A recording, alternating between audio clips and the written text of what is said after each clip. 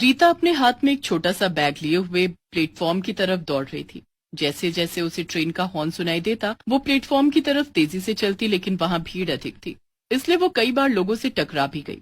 लेकिन जल्दी की वजह से इस बार वो एक बूढ़ी महिला से टकरा गई। महिला ने झुंझलाते हुए कहा, इतनी तेज काहे दौड़ रही हो? ऐसे कौन सी ट्रेन छूट रही है? सामने बड़े बुजुर्गों को भी मार रही हो। ओह, गलती से हो गया, मुझसे मेरी जिंदगी छूट गई। ट्रेन तो छोटी बात है। इतना कहकर रीता प्लेटफॉर्म पर पहुंच गई। वहां 2 डिब्बों वाली एक ट्रेन खड़ी थी जिसमें कोई भी नहीं बैठ रहा था।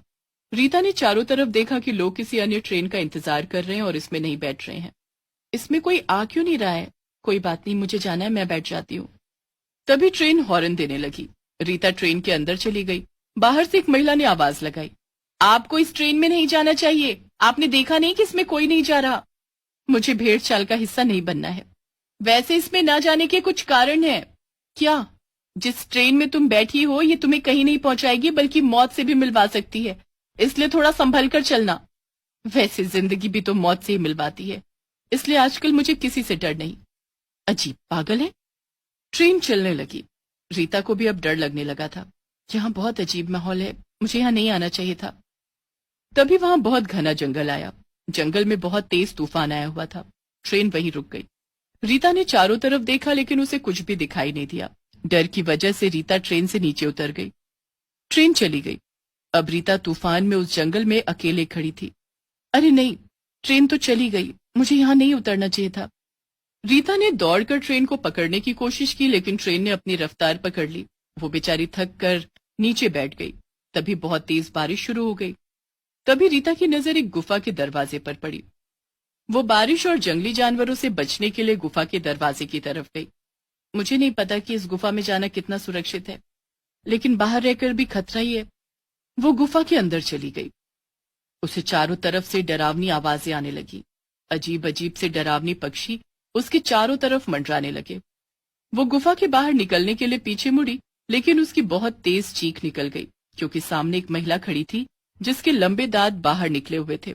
उसके मुंह पर खून लगा हुआ था, लंबे बिखरे बाल। उसकी डरावनी आवाज उसे बहुत डरा रही थी। कौन कौन हो तुम? मेरे पास क्यों आई हो?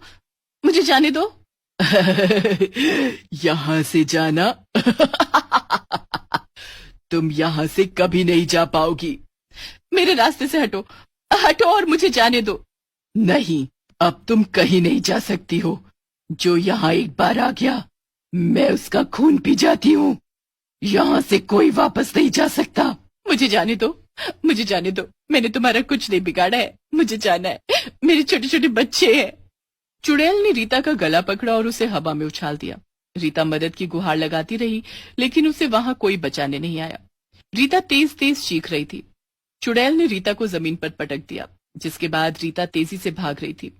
वो गुफा में इधर से उधर दौड़ रही थी, लेकिन तभी उसके सामने चुड़ैल आ जाती है। बचाओ, बचाओ, मुझे बचा लो, मुझे यहाँ से जाने दो, बचाओ, बचाओ। रीता को कोई बचाने नहीं आ रहा था। तभी रीता को वहां से भागने का मौका मिल गया। वो बाहर की तरफ दौड़ी, लेकिन जैसे ही वो दरवाजे पर पहुंची, उसके सामने वही चुड़ैल खड़ी थी। रीता बहुत घबरा गई थी। वो पीछे की तरफ दौड़ी, लेकिन पीछे भी उसके चुड़ैल खड़ी होकर हंस रही थी। उसके चारों तरफ उसको एक ही चेहरा दिख रहा था। हंसती हुई चुड़ैल उसको बहुत डरा रही थी। रीता बेहोश होकर गिर गई। आसपास के लोग भी भूतिया गुफा के बारे में जानते थे, इसलिए कोई भी गुफा की तरफ नहीं जाता था, क्योंकि जो भी गुफा की तरफ जाता था वो कभी वापस नहीं आता था। इसलिए सभी के दिल में उस भूतिया गुफा के लिए खौफ था। कुछ समय बाद रीता की आंख खुली तो सामने एक तांत्रिक खड़ा था। आंख खुलते ही रीता वहां से भागने लगी। तभी तांत्रिक ने उसे रोका। रुको बेटी, जी?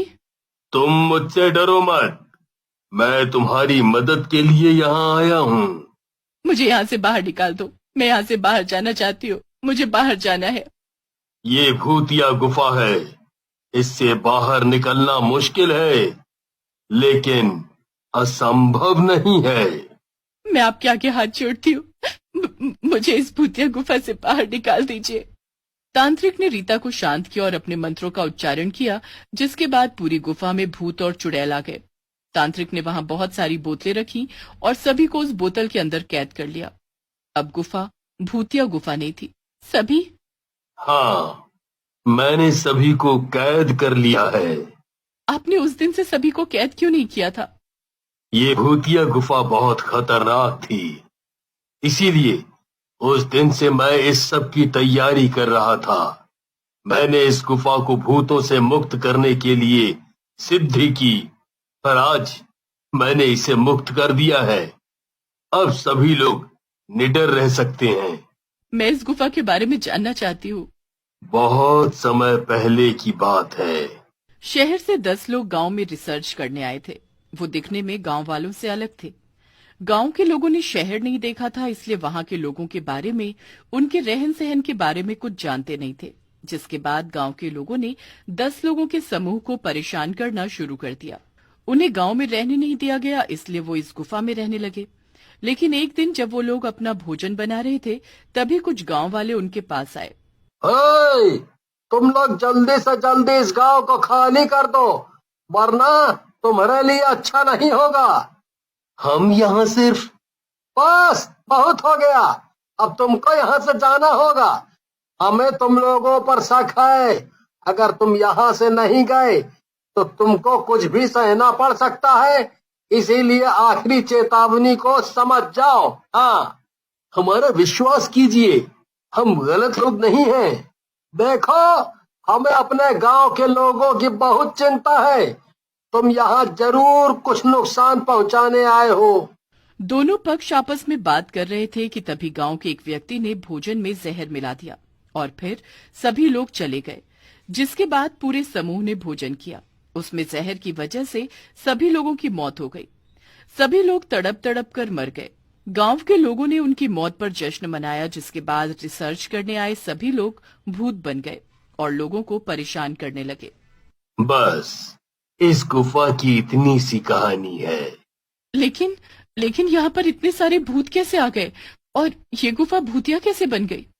10 लोगों की आत्मा ने दूसरे लोगों को परेशान करना शुरू कर दिया और फिर बहुत सारे लोगों को मौत के घाट उतार दिया। जिसके बाद देखते ही देखते ये गुफा भूतिया हो गई। आपने उस दिन से रोकने की कोशिश क्यों नहीं की? मैं उसी दिन से इसके लिए कोशिश कर रहा हूँ। आज मेरी कोशिश सफल हुई है। हाँ, आज आपने मेरी जान बचाई और भी न जाने कितने लोगों को बचाया है। इसके लिए आपका बहुत बहुत आभार। अब सब खुश रहेंगे। तांत्रिक अपनी समाधि की ओर लौट गया। रीता भी अपने घर चली गई। अब वो गुफा भूतिया नहीं थी,